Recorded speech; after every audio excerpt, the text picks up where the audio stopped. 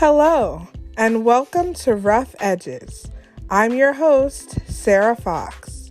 In this podcast, I will guide you through my faith and mental health journey to dispel the stigma surrounding mental illness and to create a voice for those who wish to discover more about these topics. This podcast will not only shed light on mental health issues, but will also reveal the intersection between faith and mental illness. I pray that these themes will bring growth and healing to our communities.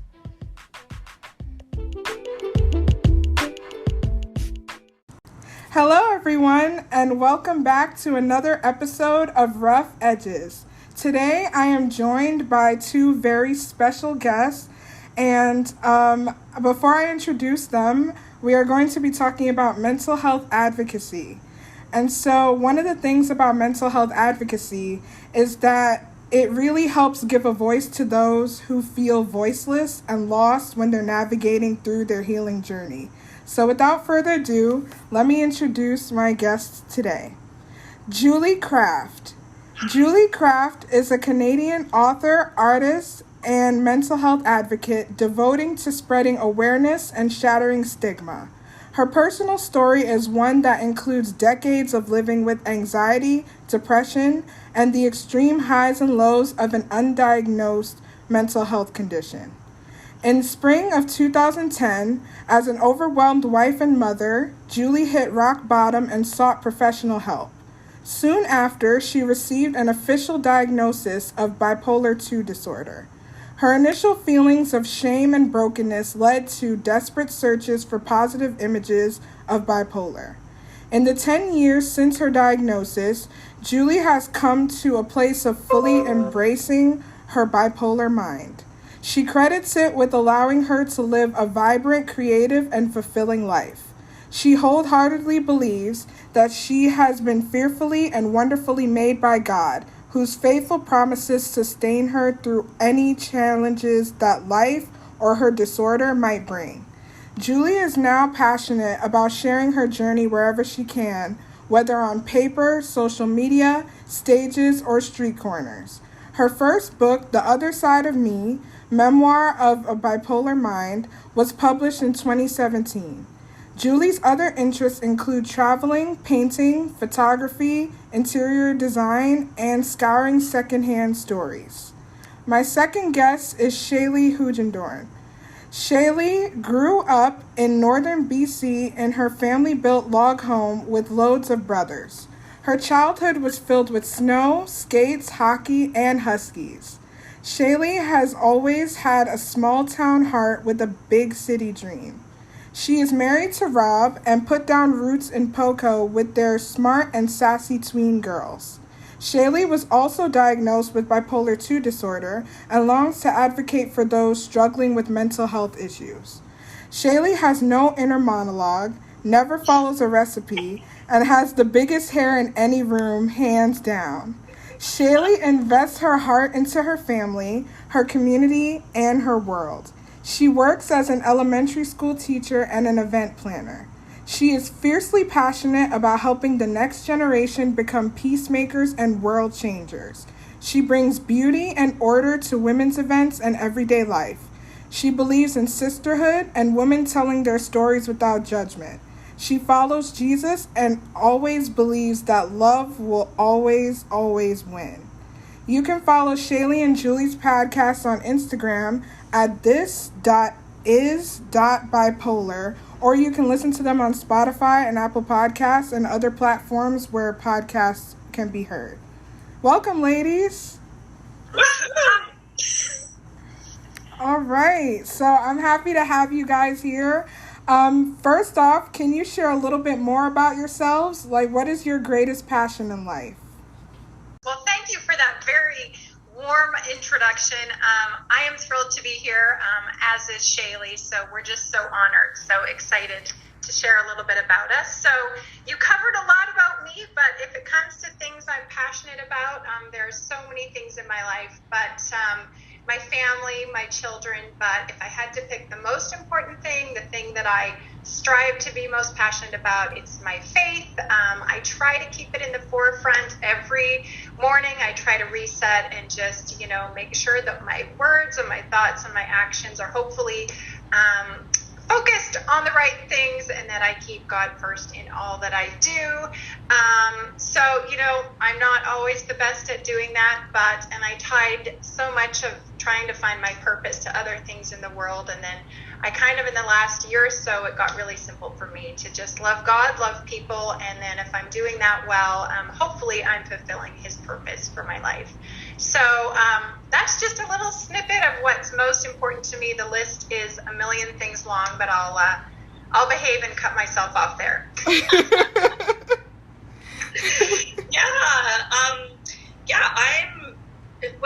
Being bipolar, I'm super passionate about a lot of things.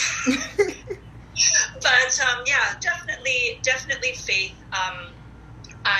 My faith has very much shifted, and I have been doing a lot of deconstruction and reconstruction and renovating, and I'm just feel like I'm just in this beautiful place of gray where I hang out with Jesus and I'm not sure about anything, but it works out better that way. I think that's probably the thing I'm most passionate about. And second, it's like it said, I haven't heard that bio in so long. I was like, oh, that's fun. But sharing stories, women's stories, stories of mental health. I just love to share stories, and specifically stories of, minorities or people that have voices that haven't been heard, like you had said in your introduction. Wow, that is awesome. I'm so happy to have you ladies here. So can you each tell me about your experience with mental health, and what was it like to experience getting your diagnosis for the first time?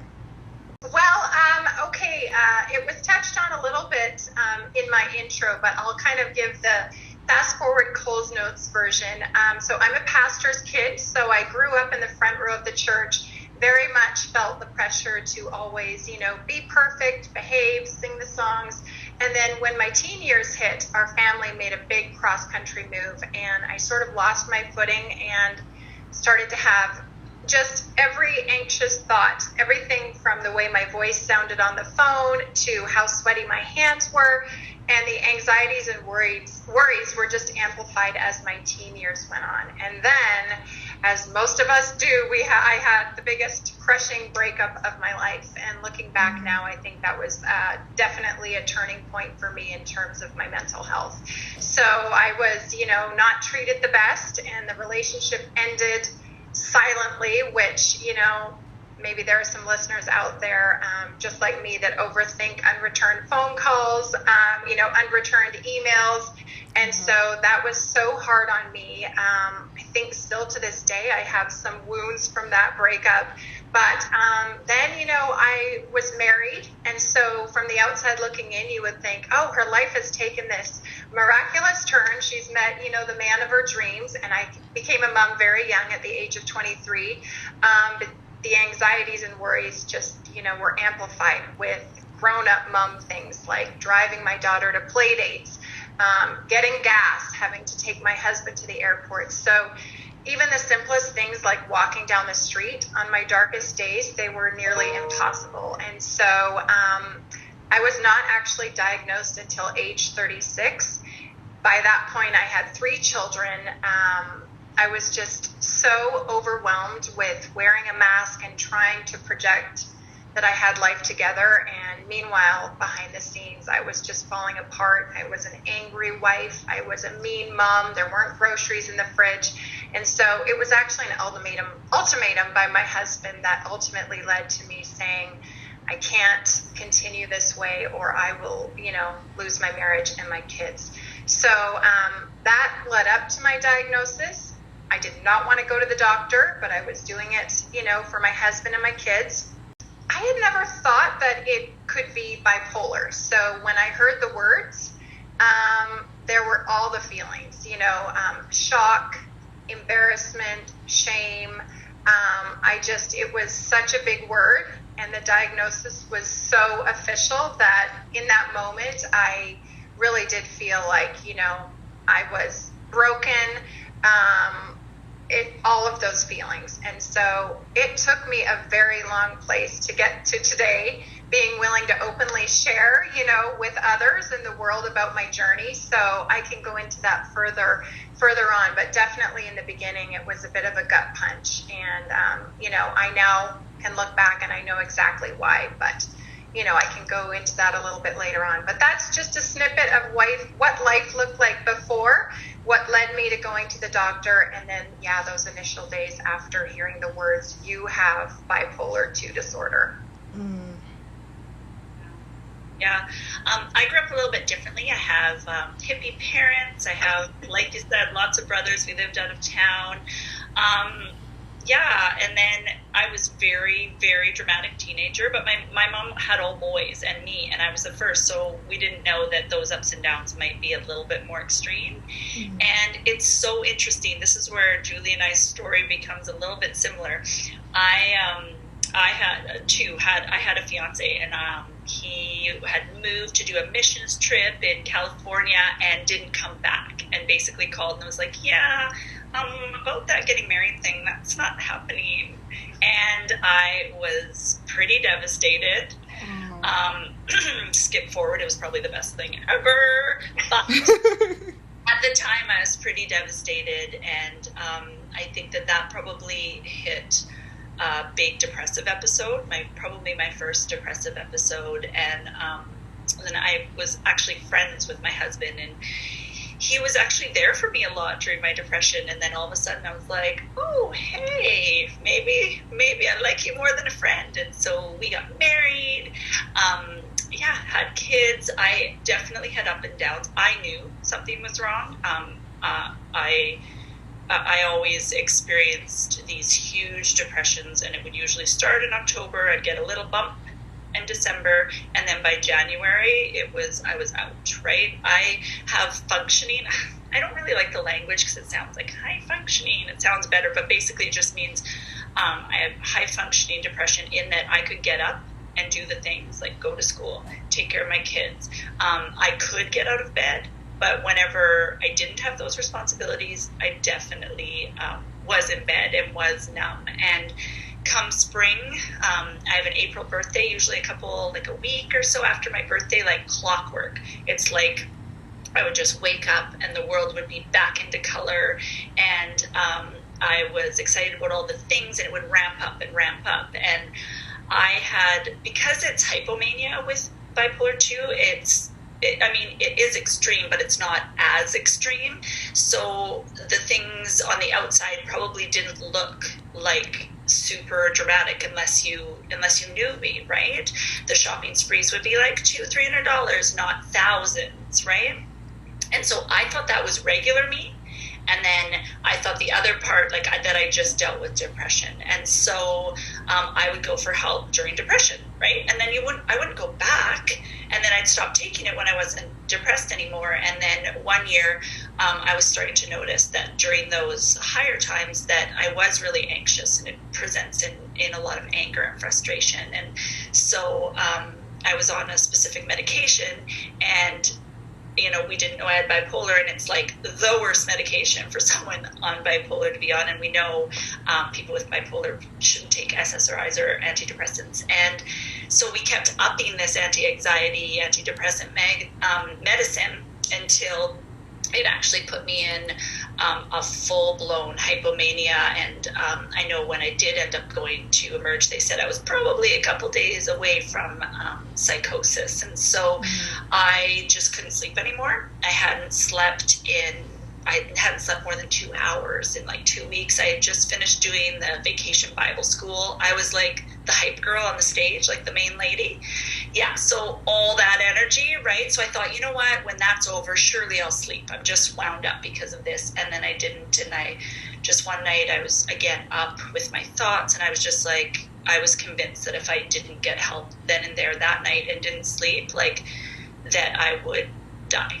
I thought I was like, this is it. If I cannot sleep, this is over for me. So I woke up my husband and we went to Emerge, and I was kind of hoping they'd just give me a Valium and go to sleep, but they don't just give out Valium without a full assessment. So we went through that, and I went back the next day, and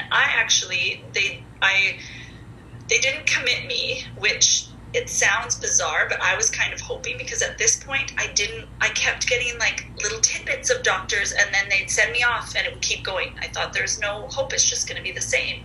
So I didn't really want to go, but they're like, you're not, sick enough to be in the hospital. But they had this place that was like, not related to the hospital, but it's like this short stay program, because they were going to wean me off this high medication I was on and try me on a new one. And I knew the psychiatrist that worked at that place was really, really well known in British Columbia, Canada, and where I live.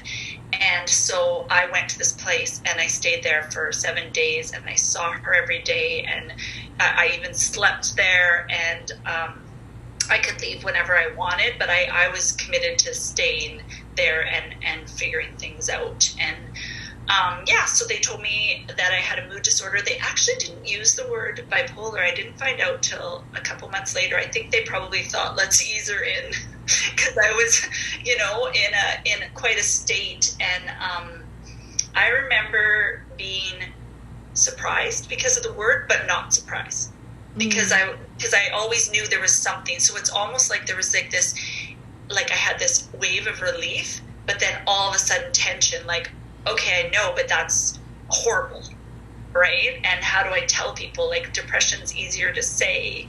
And so, I had this mixed reaction, and I went through a time right in the beginning where after a few weeks, I'm like, wasn't convinced. And so I actually, it's so embarrassing, I went to the doctors and I like demanded my entire file. And I read through like all the notes, and I don't recommend that. It's hard to read about yourself in a state like that. And so, but yes, I was very convinced after I have this giant file, which I still is jammed under my bed somewhere. But so my reaction, very mixed. Relief, just because I had actually asked the doctor a couple years before, my family doctor, like, hey, we brought in symptoms trying not to look like Google doctors, like I fit into a lot of these categories. He's like, no way, you wouldn't be able to have your job, or blah, blah, blah, which clearly he's a great doctor for other things, but he clearly isn't super clear about mental health disorders. So Wow, I love the contrast between you guys' stories, because it's like, on the one hand, Shaley, you said that you felt relief, like a mix of relief and tension in finding out your diagnosis, and then Julie, you felt like shock and, like a little bit of shame. And it's so funny because I fall right in the middle between the two of you. So it's like, when I first found out my diagnosis of bipolar 1, I was very apprehensive about it in the beginning, because I didn't want to believe that was it, even though I knew that something was wrong, like even before that. And I also felt a little wave of relief come over me, because I was like, okay, I finally have a name to this thing that I've been struggling with for a while. So I just love to hear you guys' stories. Like, I love the contrast there. So how did you both decide that it was time to share your stories? And how did you overcome the initial nervousness of sharing something so personal? Hey, so as you have just heard, I had all those negative feelings and a lot of personal pride. So I was convinced in the beginning that I would never come forward. The only people on earth I would ever tell would be, my husband, my kids, and maybe one friend, not even my parents. And so it actually took me 4 years to wrap my brain around my diagnosis. And then there were two very big events in my mind. One was a post on social media where a friend of mine just put up what she probably thought was an innocent, funny post. And it just said, why is my 10-year-old daughter acting so bipolar? And I read that, and I was in my kitchen, and I just started sobbing, because I knew that post was going up to hundreds of people, and now it was directly related to something that I had, and I was just angry and sad. And so I think that planted the seed, of wanting to change that perception. And then I was actually living abroad at the time, and I needed to apply for life insurance. And so it was a form in another language. I knew the questions I needed to answer pertained to something psychological, but I, in denial, probably just checked, no, I have no issues, in that department. And then I was in bed that night feeling very guilty. So I actually called and, I emailed the agent and just said, I think I should probably mention I do have bipolar disorder. I'm not sure if that'll make a difference. And I may or may not be on some medication. I mean, it's a very funny email. And I threw in some exclamation points and happy faces trying to lighten the mood. And he called me pretty much immediately, and he said, actually, now you don't qualify, and I hope you understand it's because people with your condition are the ones that usually drive into brick walls at full speed. Ooh. And to this day, even talking about that, it was like the biggest gut punch. I was so embarrassed. I was angry that I needed to even, tell this stranger, this big part of myself that I still was dealing with, trying to accept. And so I think that was the moment that I got angry and said, all right, this is not right. This, does not represent bipolar disorder. That image in that agent's mind needs to change. And do I have the guts to do something about it? So I think it helped being halfway across the world, but I actually got out an ironing board and put a camera on a stack of books and started to film my story. I didn't know if I would ever publish it or share it, but I thought maybe this is a way for me to just vocalize it. And then in one moment of absolute bravery, I wanted to throw up in the keyboard, but I posted the video on YouTube and Facebook, and that is actually how I decided to tell a lot of my closest friends.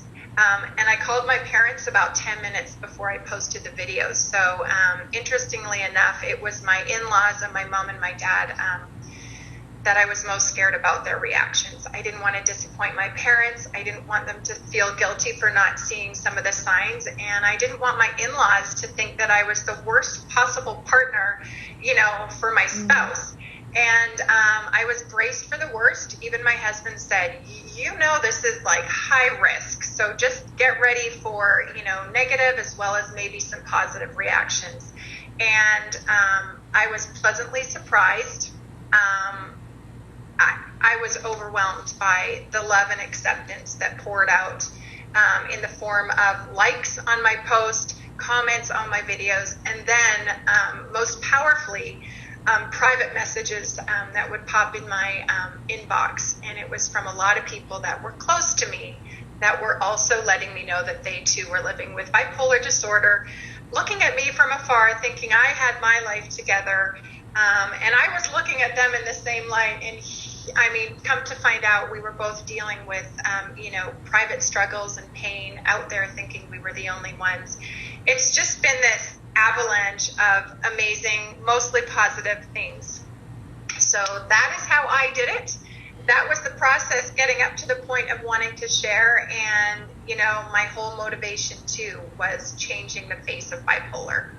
And there's still work to be done, but I've seen amazing strides. So that's how I did it. Nice.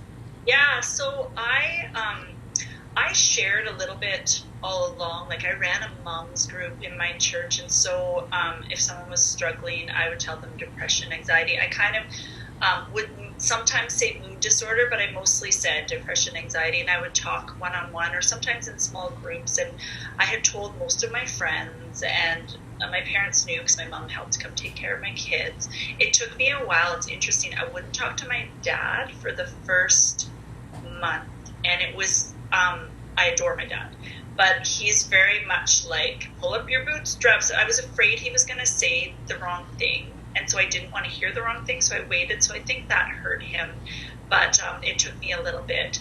So I had told people here and there, and I was diagnosed same year as Julie, 2010. I'm not very good at math, but I think I was 32, maybe, whatever. Let's go with it. And so when I would tell some of the women, I would just see the relief on their faces, and the shock that I would even like be open about it. And I remember one person messaging me after, she's like, I cannot believe you said that. I've never said it out loud, especially, you know, in a church building.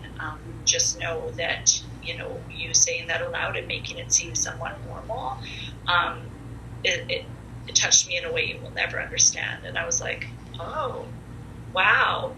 And I've always been a public speaker, and I've always been loud, and I'm comfortable speaking in large groups. I've spoken, like, I did a huge event with 600 women, more women, and then I'm also a teacher.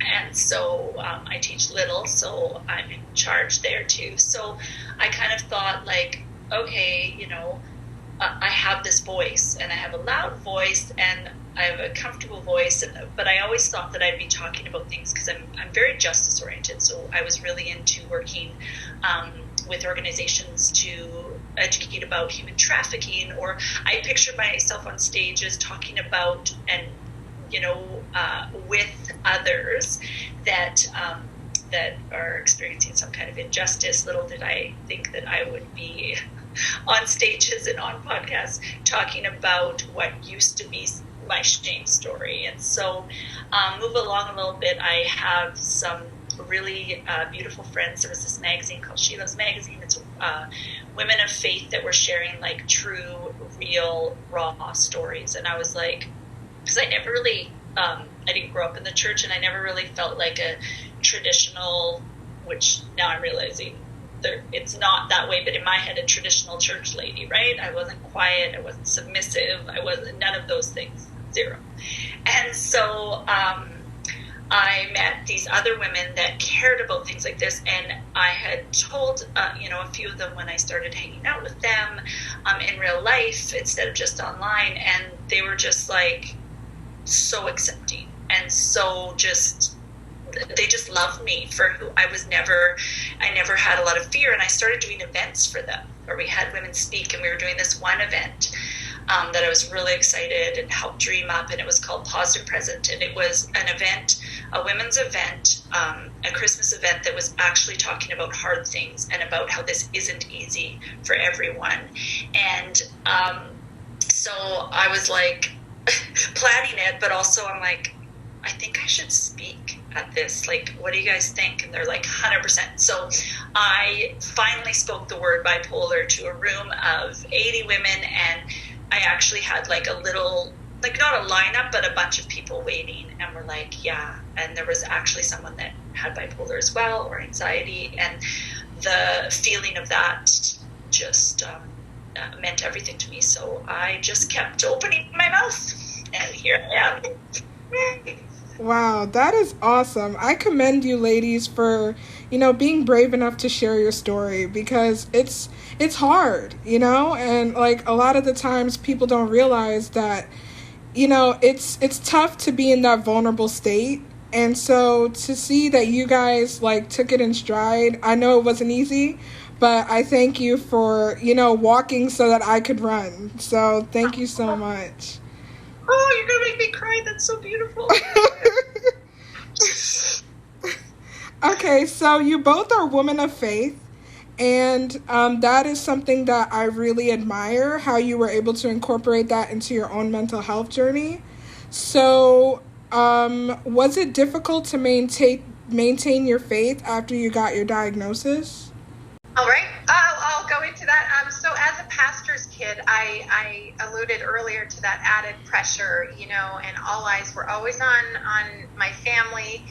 We lived in very small towns, so everybody knew who we were. So when my teen years hit and I started having these worries, prayers and Bible verses weren't quite doing it. And then, so actually I questioned my own faith. So, you know, I started to think, what is wrong with me? Why isn't my faith enough? Why am I struggling? And, you know, is this directly related to my faith or lack of faith? And so I think most of the harshness was, you know, directed by me towards me, and, you know, oftentimes will self-stigmatize, and that can be, you know, the most harmful thing to do.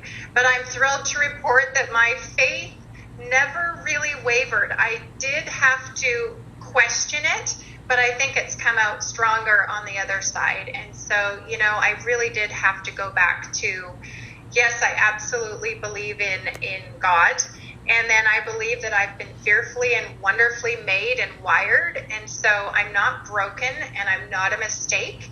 And then, you know, I cling to the promise that we each have amazing gifts and talents given to us, and we all have a purpose. So then I started to ask, okay, what is my purpose? And I have this, you know, disorder condition. And so, you know, maybe part of my purpose is getting out there and sharing. And maybe a part of that is sharing within the faith community. And so I'm thrilled. I've been given a few opportunities to share my faith and my disorder from the stage. And, you know, I'm thrilled to be able to maybe help to shift that perception and let people know that bipolar is definitely a biological condition and it's not a spiritual condition. It's no different than, you know, I've chosen to take medication, and so me doing that is no different than someone, you know, taking a medication for high blood pressure. And we would never question someone who showed up at church with a broken arm if they decided to get a cast to help them, you know, heal. And so hopefully you know, in sharing, and I'm thrilled that churches are starting to talk more about it. And I know Shaley has also had the opportunity to share all of the feelings, and I think it's really healing, and they're not all positive, warm, and fuzzy ones. So that's my experience.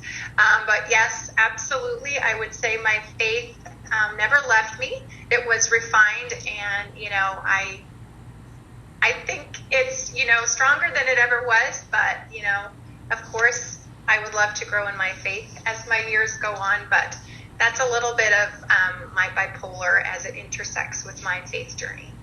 Yeah, Nice. yeah. So I've had troubles, for sure.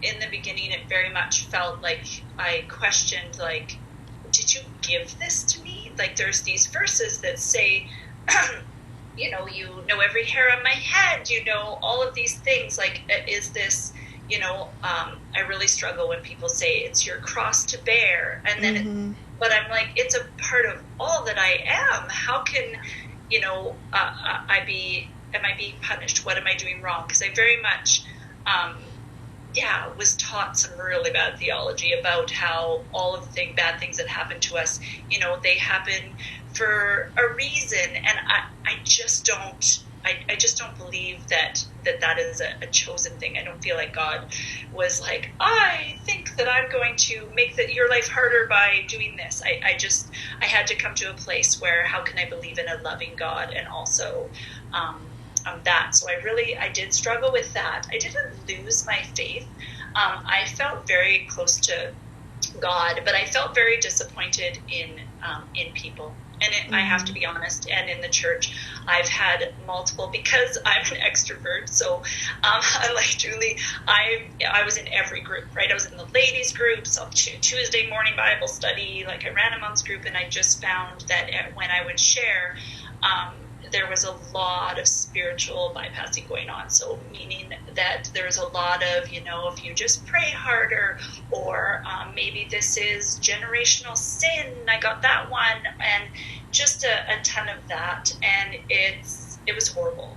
And so, and I didn't know what to do in these. I didn't grow up in the church. So I thought maybe these ladies were right. And so I really struggled to find my footing there. But between me and God, it was good. It was just between me and people in the church. It's just so misunderstood, and there's just I just think that there's people in positions of power that need mental health training and to understand. And you know what? Honestly, I might sound kind of harsh, but well-meaning isn't good enough anymore. I challenge kindly churches just to educate, and I think that all leadership and lay leaders need training, because we're dealing with people, like, we know 1 in 5, and we know people have trauma, and I really feel like a lot of those comments and things put me back in my faith, but also even getting a diagnosis. So yes, I did struggle, but my faith faith is stronger. It's very different, and it's my own, and I don't beat myself up thinking I need to be a certain type of church lady.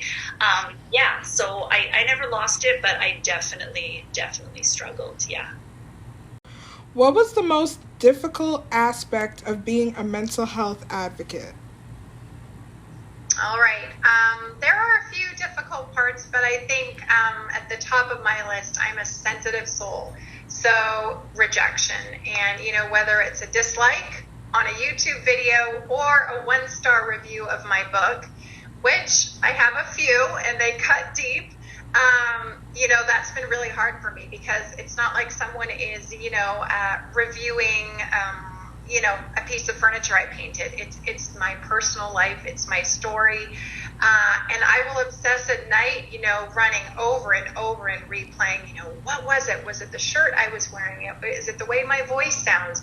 I mean, to the point where it was really debilitating. It would keep me up at night. So that's been hard, but I just need to focus on the amount of positive and the great things that have come out of putting myself out there. And, the likes far outweigh the dislikes. I always am retraining my brain to, not focus on the negative, but it's hard. So that's definitely a struggle.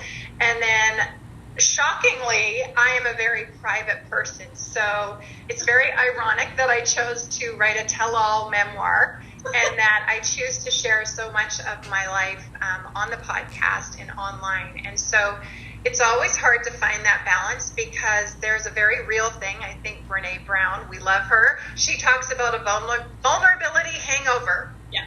Mm-hmm. And I suffer from those quite a bit. And so I'm always trying to find the balance of how much is too much, which parts of my journey are okay to keep to myself. And so naturally, I think it's always so easy to focus on one negative comment versus 8,000 positives. So that's definitely a struggle. I have a husband. My journey has brought him a lot of pain and heartache over the years. And I have 3 kids. And I know that my older 2 especially, they witnessed mommy yelling. They missed out on birthday parties. And so my book, I really needed to be careful how much I would share about them, fully knowing that their friends might be reading, and I didn't want to hurt anyone. So I was very careful when it, came to sharing about other family members, ex-boyfriends, although they do say if you want people to write fondly about them, you should treat them better. And of course, I feel very deeply, so I always feel ill-equipped to help others. I share my journey, but then, sometimes I get messages from people, and it's really hard for me to know how to help. I think it's important for people to also know that as mental health advocates, we still struggle, and we still have brighter days and darker days. And, there are times where a message will come in and it's just too hard to answer, because we can't even, get out of bed and get our teeth brushed. So those are some of the hard parts, things that I struggle with advocacy. Yeah. Mm-hmm. Yeah. I would definitely agree with a lot of that. I think, I had someone explain it once, had this really cool analogy where she talked about how to explain how sensitive you are. And she talked about how it's like walking in the world with a sunburn, right? Mm-hmm. And so any extra sun blisters and hurts. It's like you're raw already, right? So when those kinds of judgments or feelings come in, and when I'm extra sensitive too, I question what people mean, right? And so I'm so grateful I have friendships where I can be like, hey, I heard this, or I say, my brain is telling me that you're mad at me or whatever. Let me know if my brain is right or wrong, right? I can use that kind of language. And I love it because I have friends that we say, I kindly reject that thought because it is not true. And I'll be like, okay. And it's really helpful to be able to have that language, because I could spend days thinking about one thing, or like when I've said something dumb, which is pretty easy when you don't have a filter, and I'll go over and over and over it, and I can guarantee you that person never thought of that ever again, right? So yeah, that's hard. And then also too, having I get nervous with close people. So for example, I don't have a problem telling the entire world on a podcast, but then my daughter has like told her teacher about the podcast before I've met the teacher or met people. So people that are like close like that I fear, you know, that the teachers, especially a teacher, right? Because I'm a teacher, that they're going to judge me. I really, except for far away people, but close people, I want them to meet me first before, because I feel like if they meet me and then they hear that, it'll be more balanced. Whereas if they have, you know, if they don't have a good understanding or compassion towards mental health, I can tell when I'm going in the gate already judged. And so that's hard.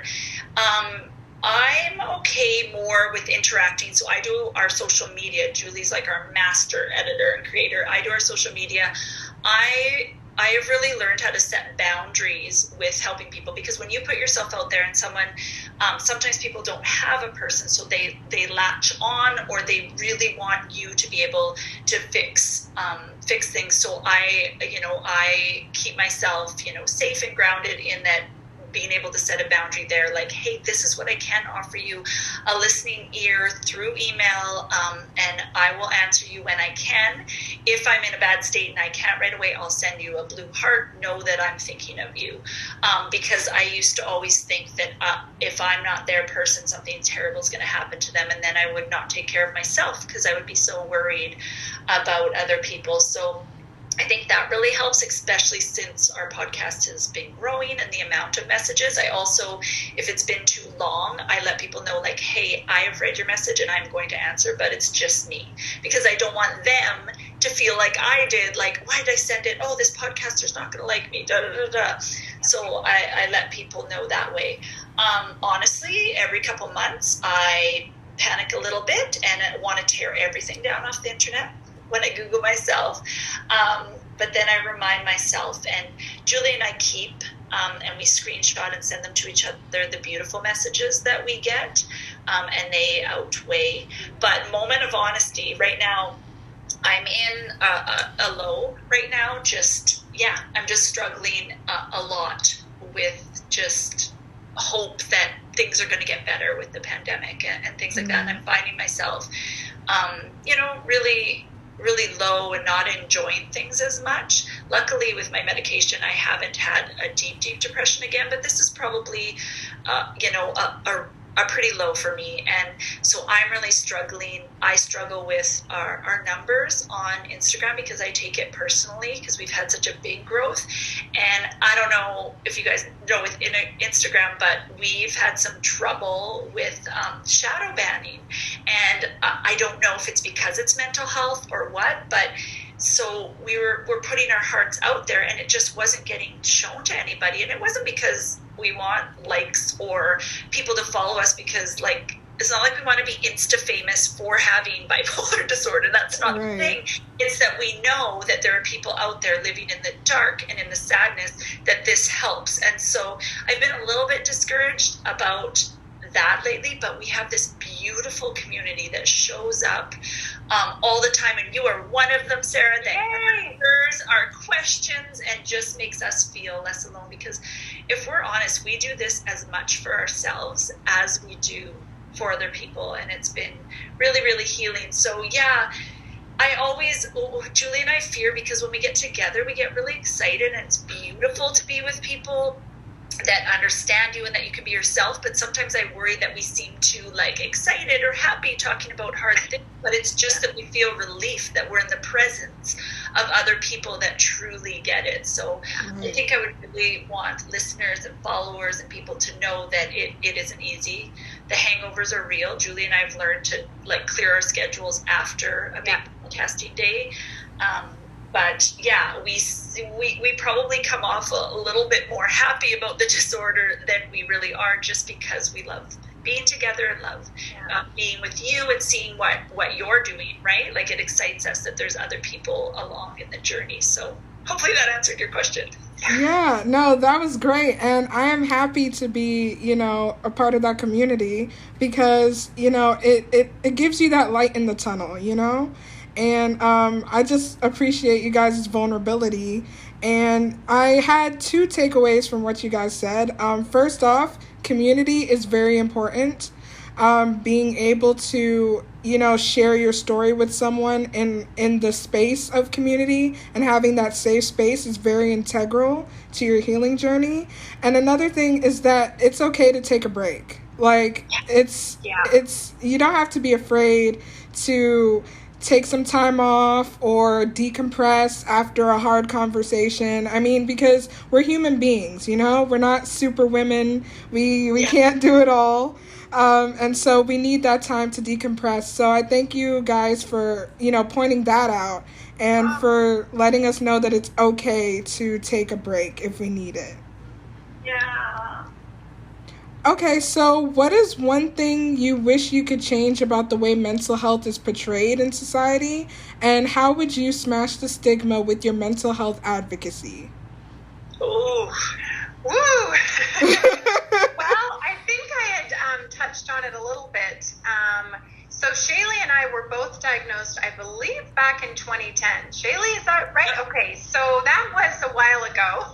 I'm not so great at math either. But one of the first things I did, probably not the best thing, was I went online and Googled bipolar disorder. And so the images that came up were terrifying, these cartoons or, these stereotypes. And then I think in the media and in modern culture, TV shows, there were so many stereotypes that we were dangerous, reckless, spending those thousands of dollars. And those were the headliners and the images, that made the headlines. Therefore, I knew in so many people's minds when I divulged my diagnosis, that would be the image that would come in the forefront. Shaley had mentioned wanting to meet someone in person first before they would hear the word bipolar. And still to this day, I have to be honest, when I'm telling someone for the first time, there is that, gulp in my throat. I feel like I'm going to throw up, and then you say it, and then there are about 5 or 10 seconds after where you're just terrified of what is going through their mind, and in those seconds you want to just say, please give me a chance. Now that is getting better, but that is definitely what I think we've come a long way, but I think there's so much work that needs to be done. But I think we are slowly, one by one, story by story, redefining what bipolar really looks like.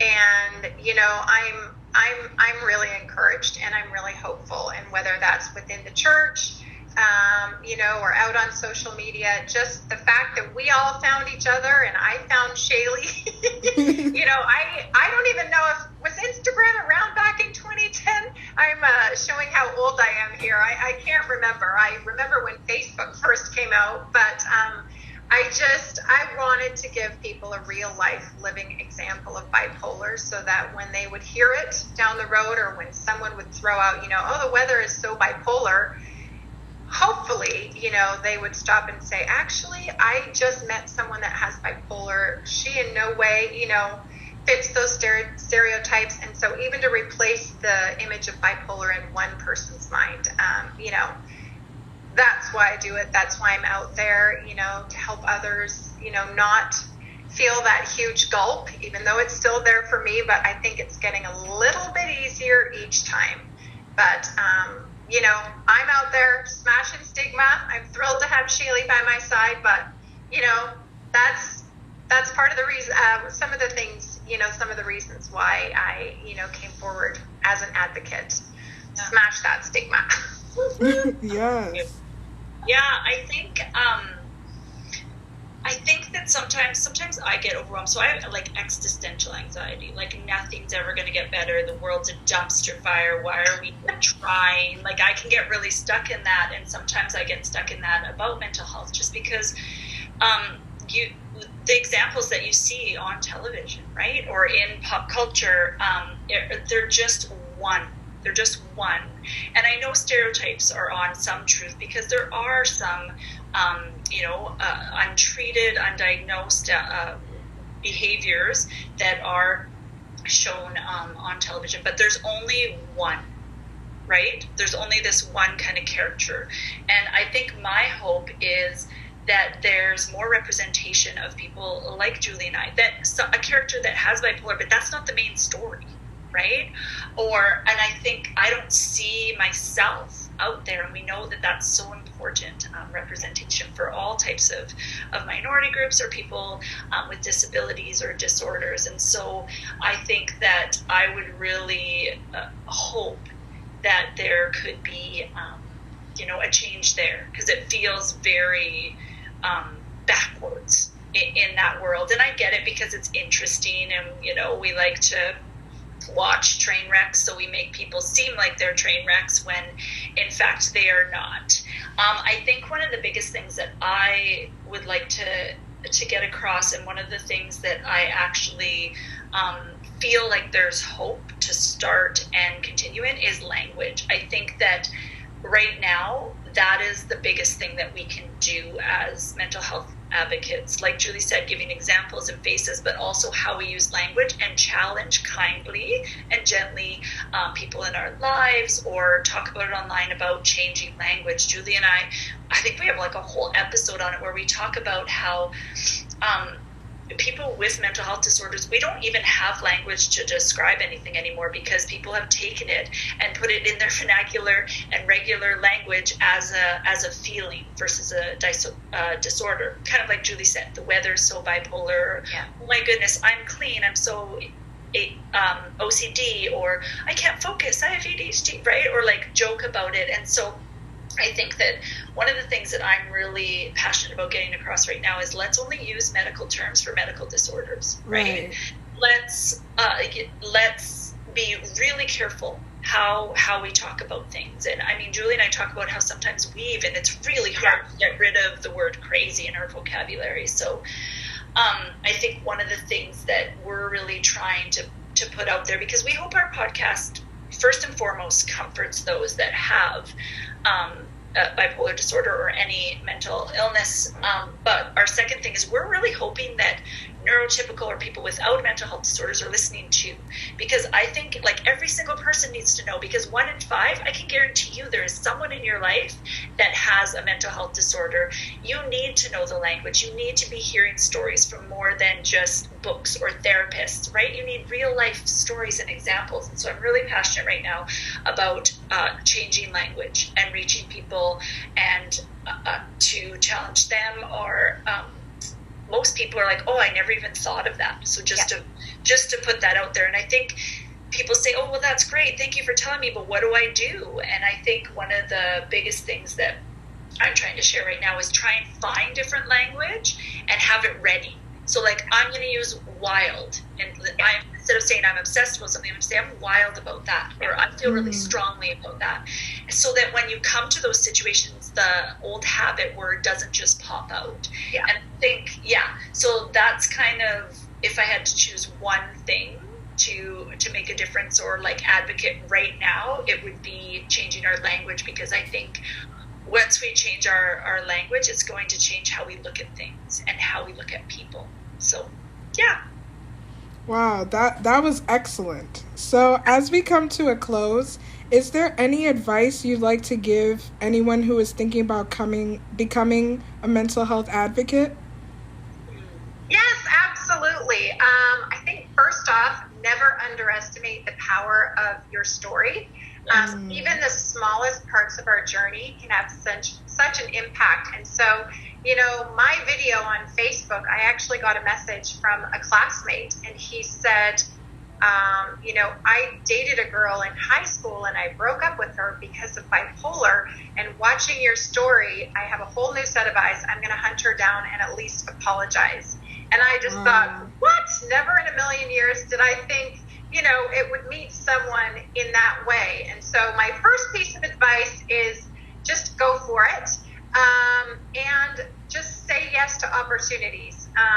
They can be terrifying, but they can also turn into the best possible things. So I remember the first time I was invited to speak online, I was terrified. I was terrified of the technical aspect, and I went out on a limb, walked out in faith, and I said yes, and that kind of opened the door. But if I had said no, I would definitely not be here right now. And the other thing is, don't get caught up in the technical part, thinking you have to have all the fanciest equipment.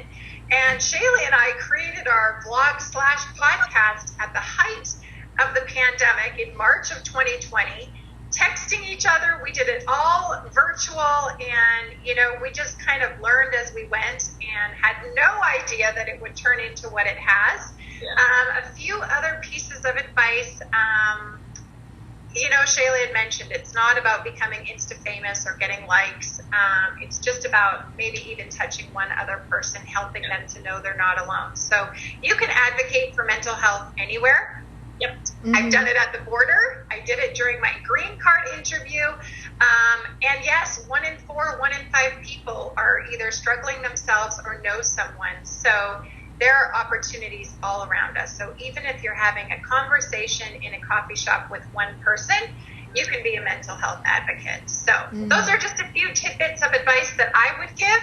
And also, without advocating, I never would have connected with Shaley. So that has been, one of the brightest lights in this whole thing is just, connecting with her and then combining our talents and passions together to create what we have. So I would have missed out on this today and you meeting, Shaley. So yeah, there have just been so many unexpected and amazing surprises and blessings along the way.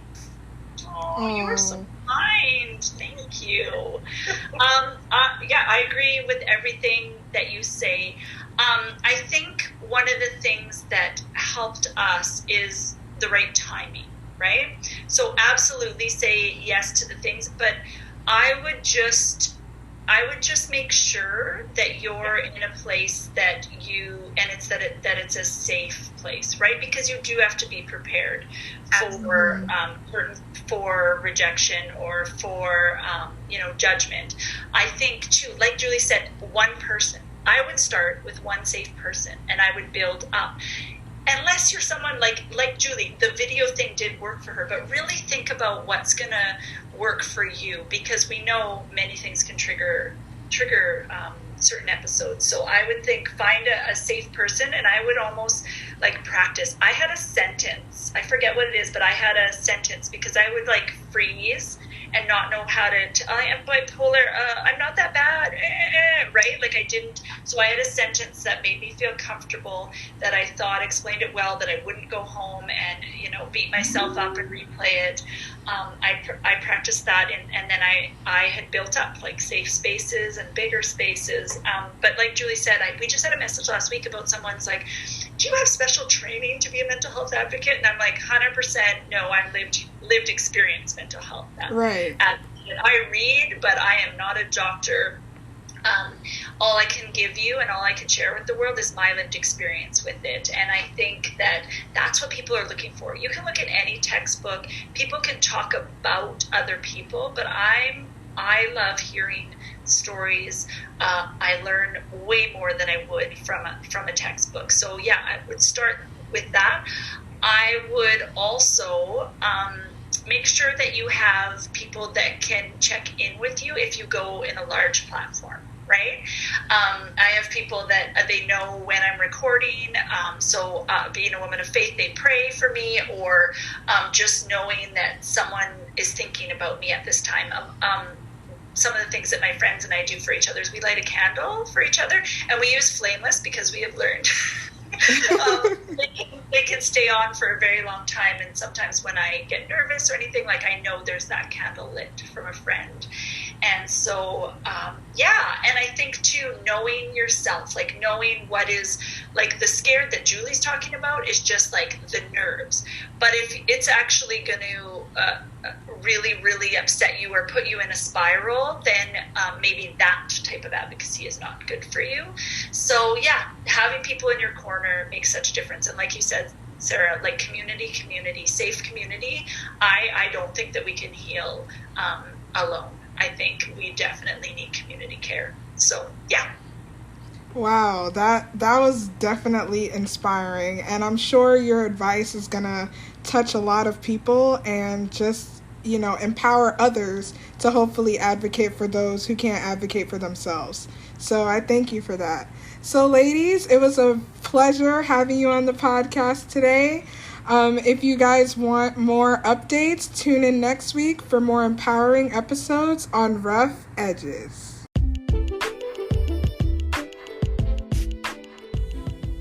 Thank you for listening to Rough Edges. Feel free to follow this podcast on Instagram at rough.edges.podcast or visit my blog at sarahifox.com. If you have any questions or further suggestions on how to make this podcast grow, you can email at rough.edges.podcast@gmail.com. Thanks again for listening and have a wonderful day.